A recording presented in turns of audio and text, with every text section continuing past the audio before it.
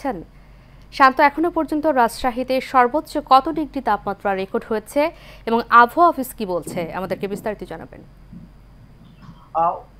গত 3 দিনে রাজশাহীতে তাপমাত্রা পারদ 41 ডিগ্রি ছাড়িয়েছে। আমরা কিছুক্ষণ আগে রাজশাহী আবহাওয়া দপ্তরের সাথে কথা বলেছি, তারা আমাদেরকে যেমনটি জানিয়েছেন যে আজ বেলা 12টা নাগাদ কিন্তু রাজশাহীতে 39 ডিগ্রি সেলসিয়াস তাপমাত্রা রেকর্ড করা হয়েছে। আমরা লক্ষ্য করেছি যে সকাল থেকেই যেন সূর্য দিয়ে রাজশাহীতে আগুন ঝরছে। তীব্র গরমে জনজীবন নার্ভিশ্বাস হয়ে উঠেছে। বিশেষ করে যারা শ্রমজীবী এবং খেটে খাওয়া মানুষ রয়েছেন তারা কিন্তু কাজে বের হতে পারছেন না, ফলে তাদের যে দুর্ভোগ সেটি কিন্তু চরমে পৌঁছেছে। এর পাশাপাশি উর্মি, আপনাকে একটি বিষয় জানিয়ে রাখি যে তাপ প্রবাহ বেড়ে যায় কিন্তু রাজশাহীতে পানির স্তর নিচে নেমে গেছে। ফলে অধিকাংশ যে টিউবওয়েল গুলো আছে নগরীতে সেগুলো দিয়ে কিন্তু পানি উঠছে না।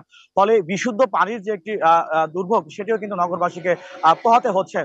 বিশেষজ্ঞ চিকিৎসকরা বলছেন যে এই রোদ থেকে বাঁচতে যতটুকু সম্ভব বিশেষ প্রয়োজন ছাড়া ঘর থেকে বের না হতে, তবে বাসা থেকে বের হলে অবশ্যই ছাতা, টুপি বা ক্যাপ পরিধান করার কথা তারা বলছেন। এর পাশাপাশি বাইরের যে খোলা খাবার রয়েছে, বিশেষ করে ফুটপাতে তৈরি শরবত, সেটি পানাহার থেকে কিন্তু বিরত থাকার কথা বলছেন বিশেষজ্ঞ চিকিৎসকরা।